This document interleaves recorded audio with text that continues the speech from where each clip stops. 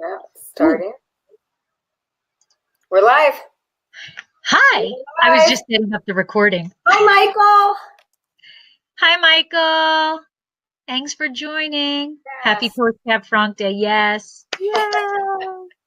There was much rejoicing. Hey, Jim.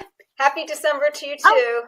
hi, Jim. Congratulations on your daughter's acceptance. Yay. Oh, yes, to Proud Duke. daddy. That is fantastic. Proud daddy. That is great. And we have somebody else. Say hi. I don't know who you are, but hi. Yep. So anyway, I cannot believe that we are in December. And even more so, I can't believe that we are up to the letter R. I know. It feels like yesterday that I sent out the message asking if you would be interested in being my partner. I know. And, this is, I think we've been doing this for over a year. We have. Yeah. Yeah. Almost. Yeah. We're almost done with season 1. It's going to take a year, 2 years to go through one season. Yeah. Year and a half. Year and a half. Yeah. It's been great, though. It is crazy. It's been great. And there's our mascot. There's our mascot. Oh. It was actually about this time of year that you got me this. And I was coming back from New York. We met at that brew pub. Yep. Good times. Yes. Good times. All good. We're happy to be here. And we're happy you guys are all with us. Yes. So. And then, just in case you don't know, I am Lori. For those who are watching on YouTube, I am Lori. My husband Michael and I own a boutique winery in Paso Robles, California. We specialize in Cabernet Franc. We have 2 Cab Francs now, our classic Cab Franc and our reserve Cab Franc. We also have a rosé that we will be releasing in the spring for our second vintage. And I'm excited because in like 4 days I get to be back in California. So all's good. Oh, that's soon. Yay. And I'm Debbie Giaquindo. I'm known as the Hudson Valley Wine Goddess, and I'm a wine blogger, a wine writer, and I'm the author of Tapping the Hudson Valley. I also own a wine brand called Happy Bitch Wines. And this past March, opened a restaurant in Stone Harbor, New Jersey called Kitchen 330. And I've only got 2 more weekends left, and then I'm free for 3 months. All right, it's party time. I don't think I left anything out. If I did, well. Listen to another episode. I'm sure we said something else each time. So, are we ready to get started? We are. All right, here we go. Jump up, get down, come dance, get down now. We're moving our body to ABC. Dance nearby, wow, dance far away, now clap your hands. To the letter of the day, clap, clap. What's the letter, clap, clap? What's the letter, clap, clap, clap, clap? What's the letter? What's the letter? What's the letter? What's the letter? What's the letter? The letter of the day is R. It's the letter of the day. All right. So we are up to R, and we are talking Roussanne. Yay! Right. Now, I don't know about you, Debbie, but are you familiar with Roussanne? I was a little bit. I knew where it kind of came from. I've had some, but not. I mean, I learned a lot when I was researching my 2 topics, and like I told you earlier, I sent my husband to get some when he was in New York because I couldn't find it down here. Everyone looked at me like, "Huh? Is that Chardonnay, Sauvignon Blanc, or Pinot Grigio?" I'm like, no, Roussanne. Yeah. I was also surprised because, being from, Paso Robles, we have Roussanne. I mean, not Georgina, but Paso Robles has Roussanne, all the Rhone varietals. So, I mean, I could pretty much go anywhere in Paso and find Roussanne. So I kind of slacked and I was like, yeah, I'll go to the store. I'll go to the store. I'll go to the store. Then I went to the store and there was nothing. I had to go to 3 different stores. One had a Roussanne for like $55. And I'm like, no, no, Whoa. no, no, no, no, no, no, no. Yeah. We got to find something better. This will be a last resort. And then I found one for 18. So, but I that think was this was it. around 20. There was not a lot out. There was not a lot out there, and I was really surprised because I'm so familiar with the varietal, seeing it all over the place. I guess it's just not on the East Coast very much. So can we So just take a little sip before we start and get into I it? know because I am I kind haven't of poured mine yet. parched. I am parched. So I am going to pour mine also. I had some sparkling earlier because Sparkling. I did because I opened some last night. All right, so here we go. Oh, it's kind of close to Cheers. cilantro. Ooh, smells nice. Mm. Okay. Oh, hi, Douglas. You couldn't find a Hi. 100%, but I found that works too. I got one the same, Douglas. I got one that's 25%. That works too. All right. No, I'm going to start off with the history, shall we? go for it. All right. Okay. So the history of Roussanne. So the varietal actually takes its name from the French word roux, which means russet, and that is actually because of the reddish golden skins at harvest. So I hunted around for a few photos, like to try to find them, and of course, I went to Tablas Creek. I should have just started there. But this is a photo of theirs, of Roussanne, and they really are in Paso. They're the reason why we have so many of these great Rhone varietals. Although no one is precisely sure where Roussanne originated, it seems that it is from the Rhone Valley. So here we have our nice little picture of the Rhone Valley. It is also thought to be in the Asir Valley in eastern France. The varietal has not really ventured very far from its origin, so most of the world's Roussanne is actually still grown in the Rhone, where it is mostly used as a blending grape. So that is why, Douglas, Debbie, you were able, you had an easier time, per se, finding a blend than a varietal. It is, I guess, another underappreciated grape that is used more as a blending than as a single varietal. In the southern Rhone, Roussanne is one of 6 white grape varietals permitted in the Châteauneuf-du-Pape, and it is often blended with Grenache Blanc, whose richness and crisp acids highlight Roussanne's pear and honey flavors. So in the northern Rhone, Roussanne is blended most typically with Marsanne in the appellations of Hermitage, Creux Hermitage, and St. Joseph. I have never heard of an appellation called St. Joseph. I have no idea where that is. But it does provide the acidity, minerality, and richness. And as a single varietal, according to what I read, the most famous is probably Chateau de Bouxal Roussanne de Vigny. I have no idea if I said that correctly, but I think I rocked it.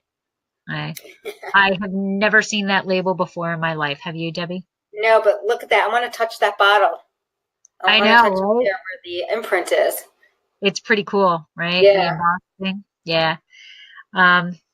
So Roussanne is also found in the Savoie region of France, but it is not known as Roussanne there. It is known as Bourgogne, and in limited quantities in Australia and Italy. In the United States, Roussanne is mostly planted, yay, Central Coast, baby. But it is also found in Sonoma, Napa, and the Sierra foothills. And it is also in the Yakima Valley in Washington State. I have never seen a Washington State Roussanne, though. Have you? No. Yeah, I don't. I've never seen one. So I have a little sidebar, little interesting tidbit about Roussanne, except we have here I Randall got Grant. the same one. I got the same picture of mine. Randall Grant Hi, in the Karen. 1980s. I put him in jail. In the 1980s, Randall Graham, owner of Bonnie Doon Winery, illegally smuggled cuttings into his suitcase from Chateauneuf-du-Pape, and he planted them in his California vineyard. However, it turned out after years of thinking it was Roussanne, it was actually later identified as Viognier, which is very similar. But I think that's pretty awesome. He smuggled them in his suitcase. Yeah. That's pretty cool. So Roussanne teetered on the brink of extinction for decades. There were experimental vineyards planted in the 1880s in Sonoma, California, but they were actually ripped out and removed prior to Prohibition. And then about 100 years later, the Rhone Rangers came to the rescue, and they reintroduced it. And there are now more than 160 acres being produced in the state of California. And there's also now new plantings in Italy, in Liguria and Tuscany. So it is starting to broaden up a bit. But that is actually all I have on the history of Roussanne. We are trying to finding. It's amazing how when we research the grapes, when we research the grapes, it's not as easy to find the history, and it might be part because it came from here to there, but right. I don't know. Don't have an answer. I know. It seems like, like when we did Albarino, there was so much information about Albarino, and Carmenere had so much. But as we've gone past the alphabet, going down in the alphabet, I'm having more and more difficulty finding stuff, Yeah, But, I have to say I am too. So yeah. So Michael says he has 2 100% Roussannes in the cellar. Oh, Aquien's Lavender Ridge. I don't know Lavender Ridge, but double gold at the Sierra Foothills. Very nice. Yeah. And we have Karen. Hi, Karen. Welcome back. She went and spent time at St. Joseph's in June. Oh. Your own. Oh, it's a great Syrah there, Karen. Oh, all right. We are good. And that's in the northern Rhone is St. Joseph. Yeah. All right. Thank you, Douglas. All right. So, Debbie, why don't we get into some general characteristics? Sure. Start. Okay, some general characteristics here. So when Roussanne goes through veraison, the grapes become a reddish brown, which I sit here and I use my pointer, my mouse, but I know you can't see it. It's like talking with my hands. So it becomes a reddish brown, and the French word, like you said, for reddish is roux, and that's where the name Roussanne came from. So Roussanne is a grape that needs a lot of sun. It requires warm, sunny conditions to ripen. Without that climate, the grape cannot achieve the phenolic ripeness, and instead it can easily develop mildew and noble rot. So on the general overall characteristics that you're going to taste and smell in a Roussanne, it's going to be a little flowery, some herbal tea, Meyer lemon, chamomile, brioche, apricot, beeswax. There is a difference between the warmer climate and the cooler climate. So in a warmer climate, the wines are richer, more full-bodied. You're going to get more pear and that honey. And in a cooler climate, it'll be more floral and a higher in acidity.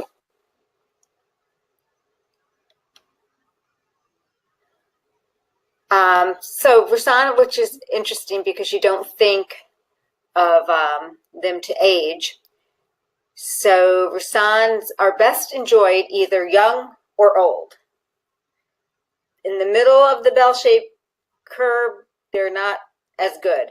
They're best enjoyed within the first few years of bottling or after they've been cellared about 15 to 20 years.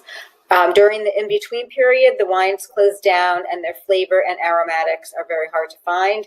It's almost like they kind of go to sleep and then they wake up again.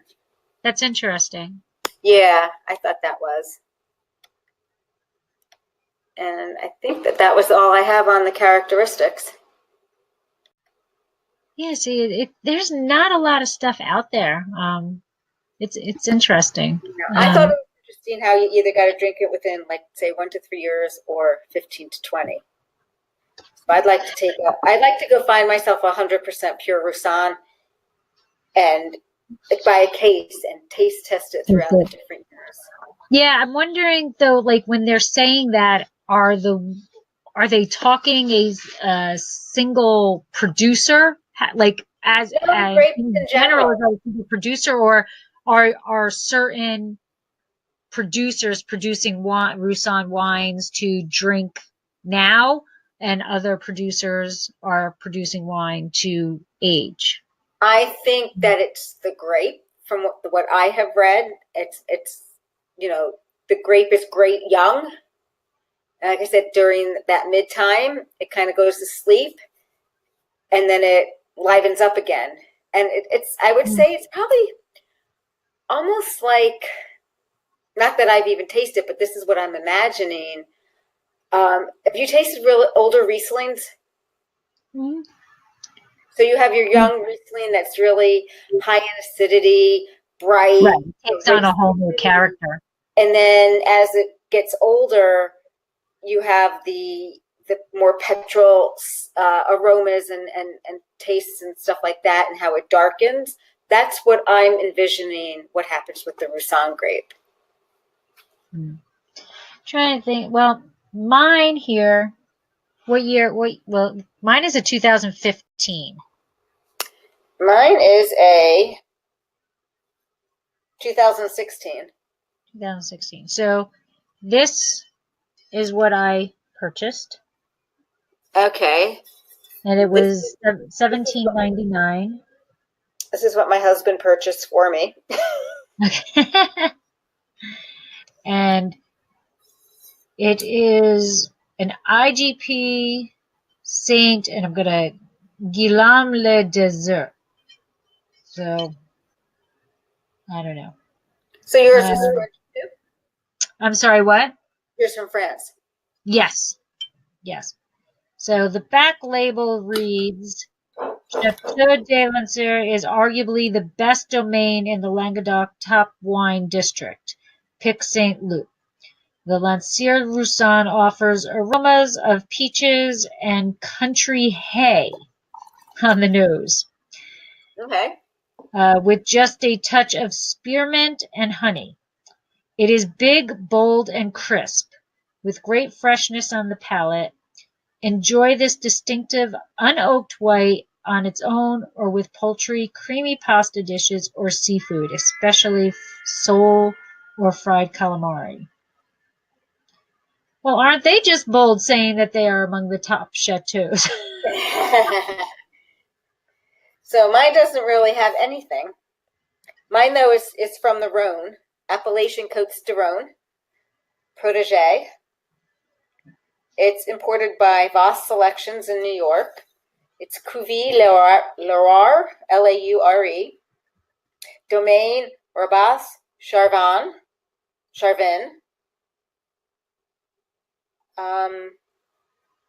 2016. Okay. So Douglas is drinking a 2 Arrow. Oh no, Lori froze. I'm frozen? Is everybody still here? Yeah. I'm frozen? Uh-oh. Hello? I can hear I and want to make see sure you. everyone. Hello? Lori, you there? Lori? Yeah, I'm here. Uh-oh, technical difficulty. Lori? Hold on. I can see you, but you are frozen. Log out and come back in. Okay. Okay, so let's give us a second here so Lori can log out and come back in.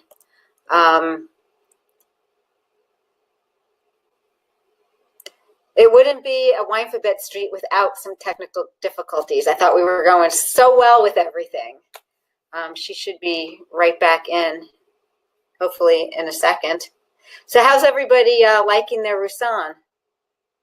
Why don't, here, Lori's come back. There she is. Are you there? Yep, Ken. Okay. Success. Okay. All right, that's good. Success. That's good. Sorry about that. Like I said, it wouldn't be a Winephabet Street without technical The difficulties. technology, yeah.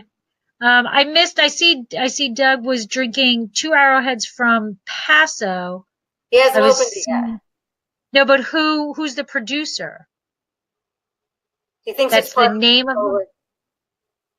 what? He thinks it's part of the Coppola dynasty. Oh, that's 2 weird. arrow. I'm not getting chats.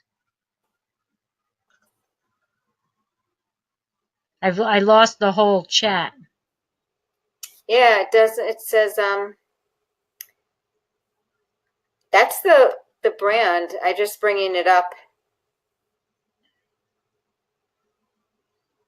It is part of the Coppola family. Oh, Francis.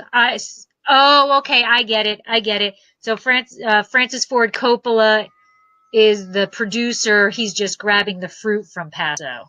Right. Okay. Well, I'm telling you, that's where you go for a Rome varietal, man. You head over to Paso. All right. So let's talk a little bit about wine here. So Domaine de Lancier Roussanne. It's like I said, it's a 2015. It is from the Languedoc Roussillon region of France. And from their website, I actually found a website that I could translate, and they actually said some stuff. So this is actually, they have 2 parts to their winery. Their oldest portion of the winery actually dates back to the 12th century. So they've been around for quite some time.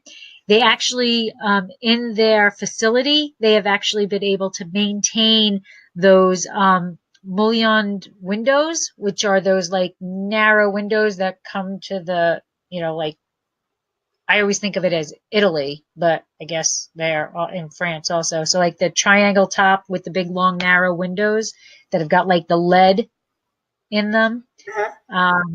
And their columns. So it dates back to, it's like representative of the Renaissance period. In the 16th century, the farmhouse came under the jurisdiction of the Bishop of Maguelone and was a large Languedoc farm with vines, with olive groves, gardens, woodlands. They had 2 mills, and they produced wheat and oil. So apparently back in the 16th century, the thing to do, the bishops came in and they took over land. I guess that doesn't really sound very, bishopy of them. But they took over, and the groves still remained intact. In 1870, Etienne Durand inherited the Lancier and made a living from actually raising sheep and growing vines. Then, of course, the phylloxera pandemic came, and they replanted new vines, and it was taking off. So then they had to build new buildings. So that was when they built their winery as it stands today. In 1946, Antoine Durand bought the new building and vineyards. And in 1970, Bernard Durand, his brother Rene, and brother-in-law Bernard Valentine took over, and then they extended the estate once again. So from the outset, they changed. From the beginning, they wanted to produce massive amounts of wine, and then over the years, they realized that wasn't the way to go. So they have now changed their philosophy, and instead of producing massive amounts of wine, they've scaled down their wine production to focus in on the production of quality wines. So they are part of a small group of local wine growers who actually helped each other, and they founded, and they are part of the founders of the Pic St. Loup appellation.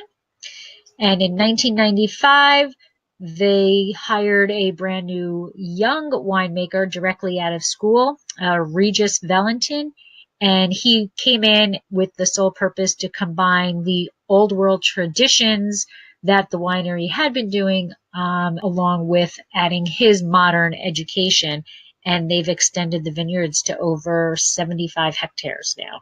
So they really have increased their size predominantly. Yeah. So they've been around for a long time and quite a bit of history. And throughout the time, they're trying to stick to their old world traditions, but modernize things as they come across.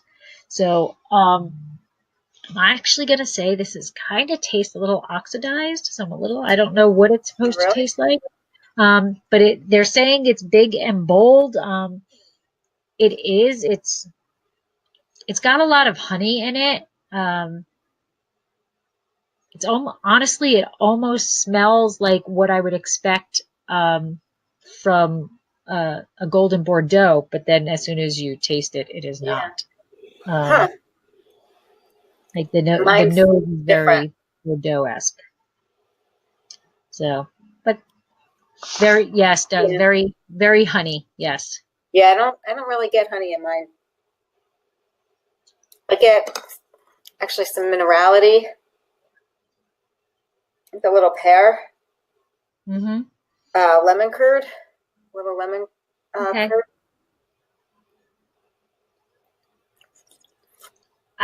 Mine, I think, needs a little bit more. It's just there. I think it needs the minerality to kind of round it up.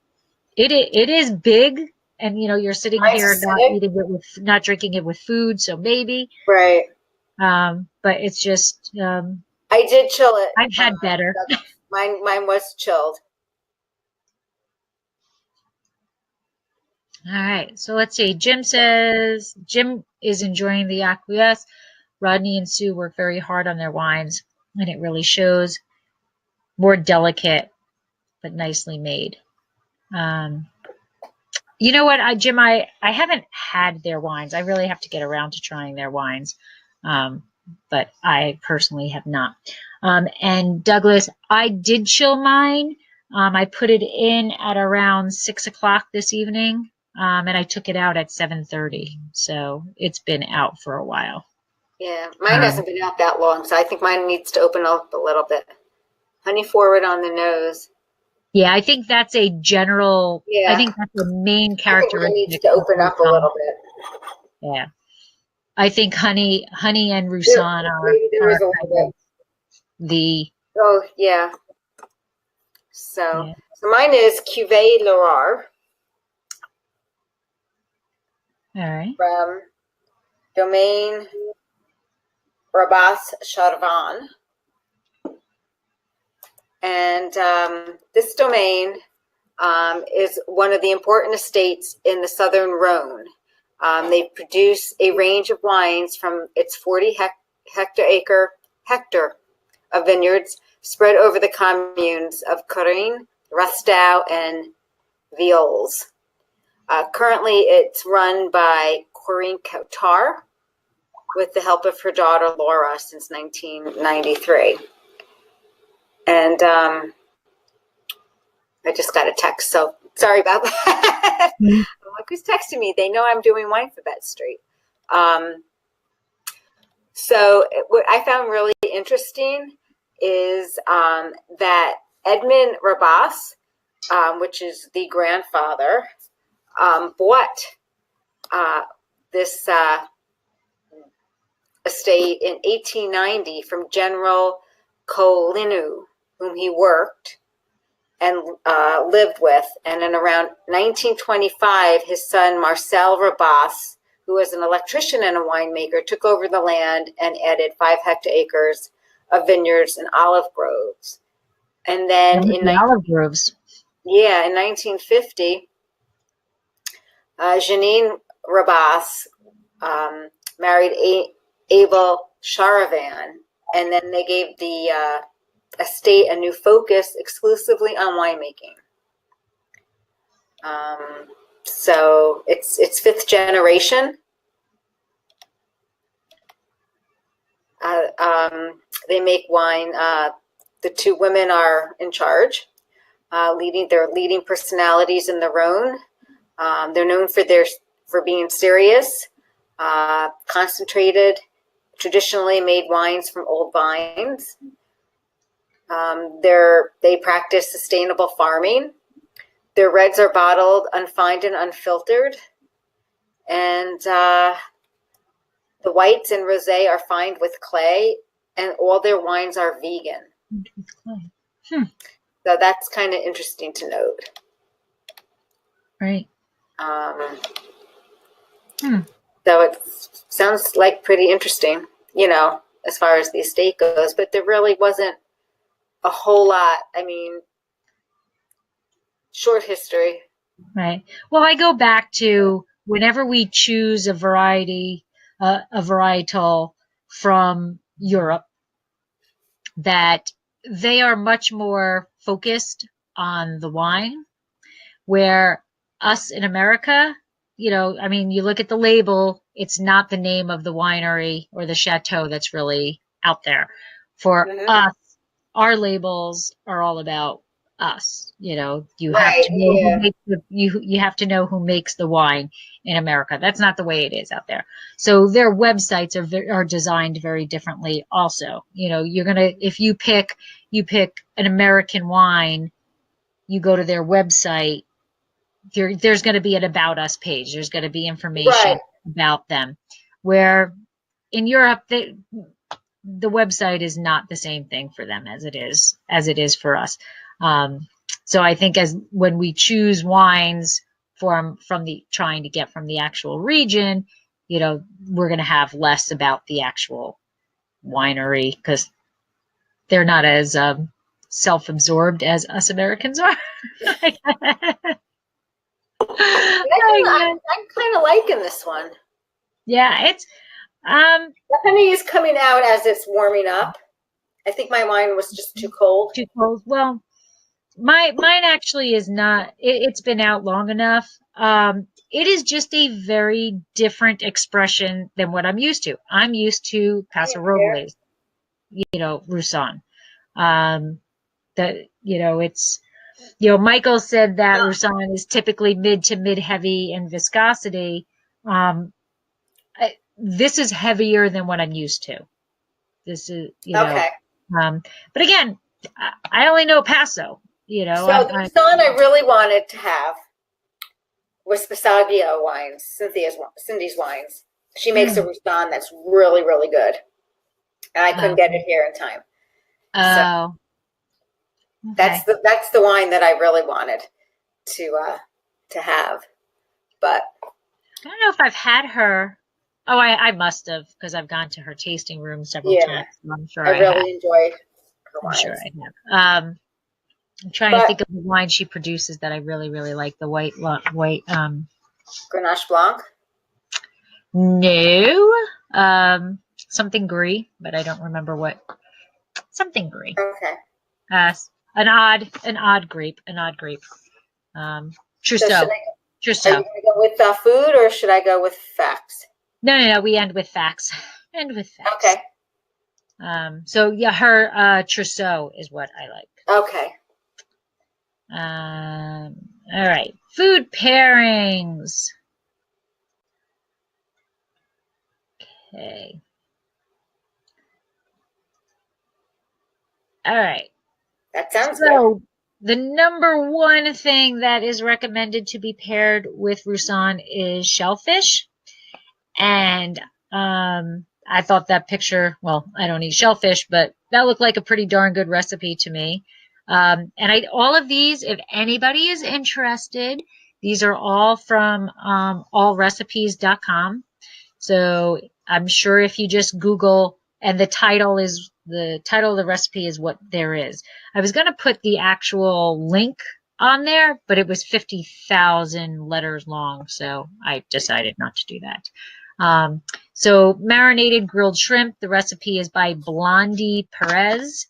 That is the number one, shellfish is the number one rated food pairing to go with Roussanne. Next is other types of seafood-ish things. Again, more crustaceans. Cod, this is cod tacos by Breeze 823. But lobster, crab, they all go with Roussanne.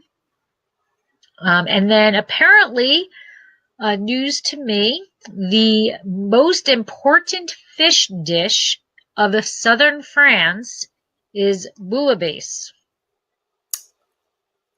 And that pairs well, supposedly, with Roussanne.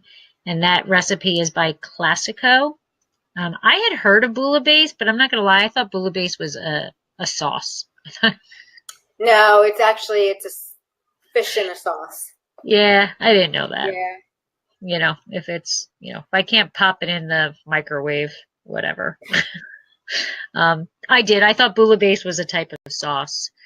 And then we get into roasted chicken. So Douglas, your dinner will go great with your Roussanne. Say that again? Douglas is making baked chicken, so his dinner is going to go great. Oh, yes. Yes, Douglas. That sounds like a perfect pairing. So roast chicken, pork, or veal, and this is a recipe by Indriani. And finally, something for me to eat, any cream sauces along with some spicy flavors, but not an overly hot spicy, but cream cheese Alfredo pasta. So that looks like that's my jam right there. That looks good. And then last, oh no, not last. Then we have some Asian dishes. So like pot stickers. This is by Chef John. That goes well because you're bringing in the Asian spices, but then the pork that is in there. I can see that going nicely together. Yeah, and I think the soy sauce, that whole thing, I think is perfect for it. And I think even vegetable, if you use just the cabbage and stuff in the pot stickers, a vegetarian pot sticker, I think would go well also. And lastly, can't go anywhere without soft and hard cheeses. You can't go anywhere without cheeses. No, gotta have your cheese. Yes, absolutely. So those are the pairings. And as I had read a lemon ricotta cheese at lunchtime today. That would go really well with this. Oh, have you ever had ricotta cookies? No. Nobody's ever heard of these. So my sister-in-law makes these ricotta cookies, and they are so good. And I kind of think they would go well. I kind of think they would go well with this also if you wanted to do some cookies. I told my office mate that I would make them for her, but I don't think that's happening before the end of the week. So as I said, on the back of my wine, it says poultry, creamy pasta, and they're saying sole or fried calamari. I can see both of that. I can see it all going well with. I can see, they're saying creamy pasta. Well, if it's acidic enough. For this particular wine, the pasta that I showed, I think would go well with it because it's not overly creamy. Like I don't like, there, how you can make Alfredo sauce that's like, you pick up the pasta and it's Yeah. like dripping, or you can make it like that look like it was, where it was just kind of enough cheese kind of to chunk up onto the Right. pasta. That's more along what I'm thinking. I I don't think think mine would go well with Alfredo. Mine would go well. There's enough acidity in this yeah, to knock it this out. is missing the I'm acidity. wondering if yours is a warmer. Yours must be warmer climate because Languedoc tends to be warmer, and Rhone tends to be a little bit farther, north, so it's maybe a little cooler. Right. Yeah, I No? I didn't look where the actual winery was, like, and what the climate was like. But this, to me, for my palate, this needs more acid. This See, this has the acid. to I'm me really is enjoying it. a little I'm really flabby. enjoying this one. It's a little flabby for me. I'm really enjoying this one. Well, that's good. So, Gotcha. Good. cheers. So All Michael said he posted a picture of his lavender ridge with pan-seared scallops on December Facebook. right. So this, I made a mushroom pasta for dinner tonight. I picked it up at Aldi's, and I sauteed shiitake and baby bellas and onions and garlic in a mixture of butter and oil, and had that with some Parmesan cheese. And this actually would taste nicely with it as well, I think. Yeah. I think so. I mean, I don't eat that, but yeah. So I think it can go with a nice variety of stuff. I think so too. I think it's very versatile. Very yeah, versatile. I'm gonna have to try another one. I'm not so sure this is a good example. You know what I'm saying? Yeah, I know what you're saying. Because the first thing I said was oxidized. So yeah, I'm like it just tastes flabby to me. It just is there. I don't know. I'm liking this. So it's just on my cup of tea. I need more minerality. C'est la vie. Win some, you lose some. Yep. Oops. Go to some facts. Sure.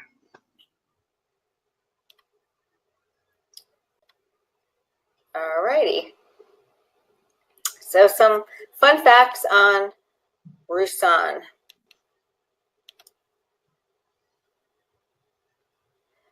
So it is the only white variety beside Marsanne allowed in the Northern Rhone appellation of Cros Hermitage AOC. Hermitage AOC and St. Joseph AOC, and one of the six white grapes allowed in the Northern Rhone appellation of Châteauneuf de Pape. So that's where Marsanne is allowed to grow in the Rhone Valley. In Cros Hermitage, St. Joseph, and in Southern Rhone, Châteauneuf de Pape.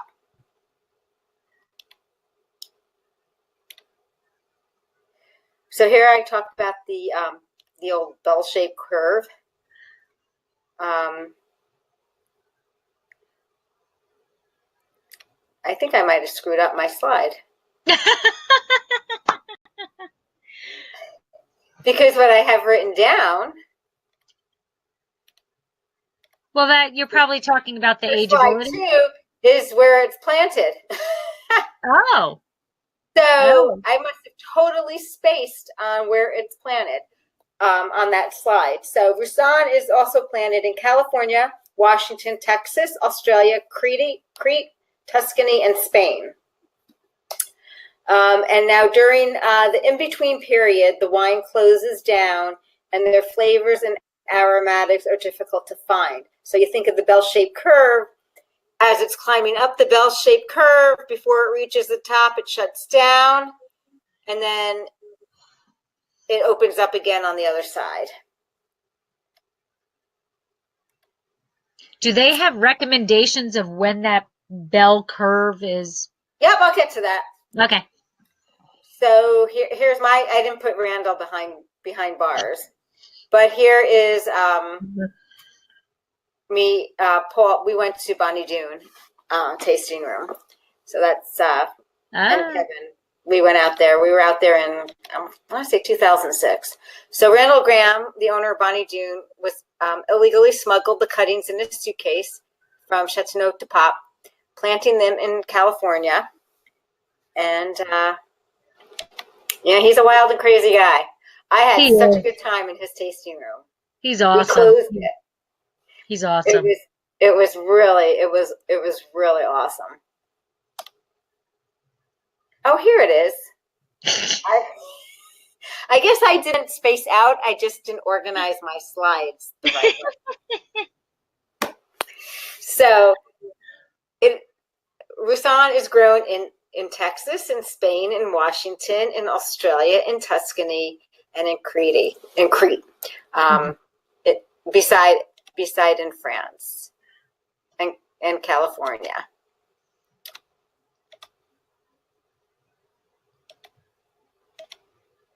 So wines produced by Roussanne, they're rich and they can develop a silky, exotic, oily texture.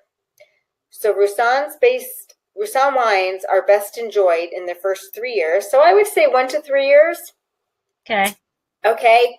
And then after they've been bottled, 15 to 20 years. So kind of like a Riesling, they develop the silky, exotic, oily textures when they're in a richer in body as they age.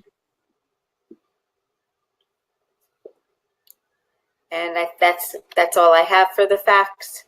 All right. So do a taste test. Sell her some for 15 years. Put him in the back of that wine cellar and forget about it. Yeah.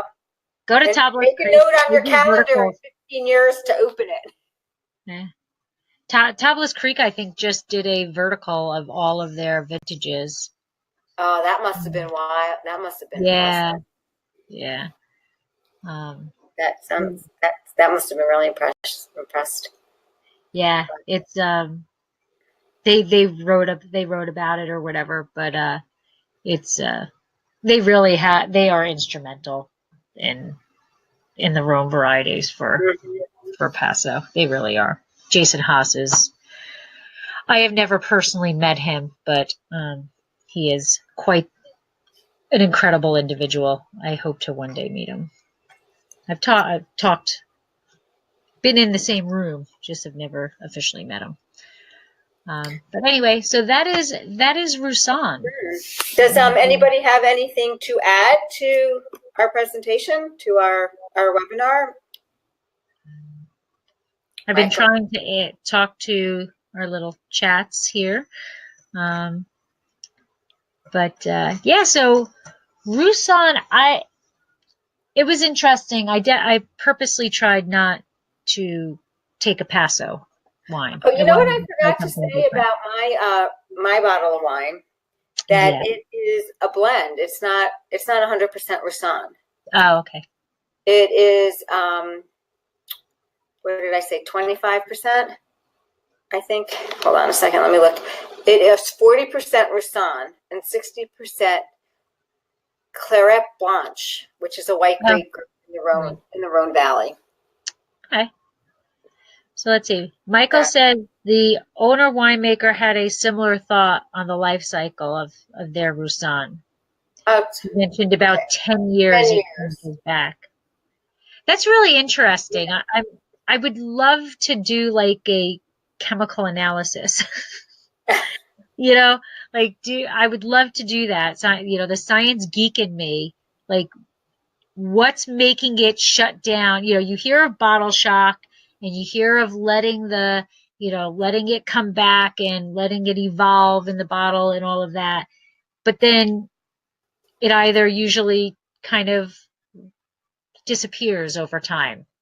Not really come back, so I would love to do the chemical analysis on verticals of that. This is going to be my introduction to Jason Haas. I am going to ask that question to Jason. I think you should go there and do a vertical tasting of Roussanne. Yeah, sure. Twist my arm. Go to It could be a Douglas. wait a second. It could be a Winephabet Street thing. A vertical tasting? Roussanne.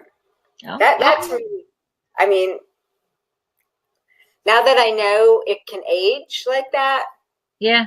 Yeah. I'm gonna like try and seek out some. Yeah. I'm really away. interested. I'm going to reach out to Jason and I see. wonder, Corvan. I wonder if that will work. I don't think it goes 15 years. As much as we all love Corvin, I don't think it goes 15 years. Although he was saying on Wine Studio that he had some that were that old, so maybe. Yeah. Maybe. Let's see what else. Douglas, is anybody traveling or planning to open anything special? Well, I am heading to the correct coast. I'm heading to the right coast on Friday. And I have some samples there that I need to. I have some very excited Tokai wines. Ooh. Wine samples that I am going to open and taste throughout the week and share with family and friends. And I better see Nick. I'm yelling at him because our times are not matching up. But so I'm going to be tasting some Tokai wines. And I also am bringing some Golden Bordeaux. I'm going to be drinking some of that because I've been enjoying those also. But that is what I'm doing. And Douglas is back to New Jersey on Saturday. I know Douglas and I are going this way in the air. I'm down in South Jersey now, Douglas. So I'm not heading up to New York. My son's coming down, and we're just like kind of laying low. My daughter's in Nashville. It'll be the first Christmas without her, and yeah. But just hanging low. Maybe relaxing. Maybe trying to catch up on my writing. But I am traveling in January, so there you go. Which brings me to Winephabet Street in January. Yeah. We're usually on the third Monday of the month, but I will be in Nashville visiting my daughter then, so we're going to make it the fourth. So I believe that is Monday. The 27th? It's the 28th. 28th, okay. Here's the link. Yes, the 28th. To sign up for next month. We're going to be talking about Sangiovese. Yes. Yay, Sangiovese. I think, you know what? I think I still have a Sangiovese from Santa Rosa's Bloggers Conference. Maybe I will use that one. But Douglas, my parents are in Chicago right now, but I think I told you that already. My parents are in Chicago, and Karen is going from San Francisco to LA, taking the dog and cat with you. There you go. All right. So I would like to wish everybody. Everyone that's traveling, safe travels. Yes. Happy holidays. Yes. Open some good stuff. I will tell you. Wait, you open good stuff. We opened a Dom Perignon here the other night. We did. I went to savor it. My girlfriend, my one friend in Cape May, she paid her house off, and she came over with a bottle of Dom, and she said, "Let's celebrate." She says, "Will you savor it?" And I couldn't get stuff off the side. Oh. Like oil stuff. So I didn't want to attempt to savor it because I didn't want anything to go wrong with the bottle of right. Dom. So we drank it, and it was so good.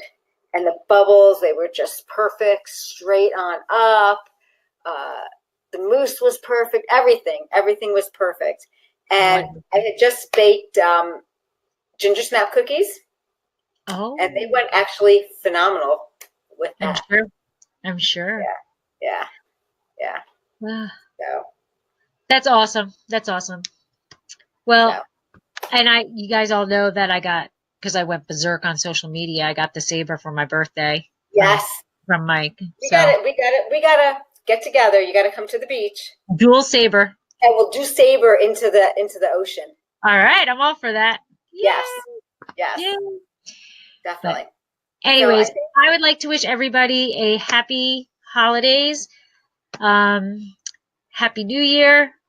Hope everybody's 2019 is spectacular, filled with joy and lots of good wine in your glass.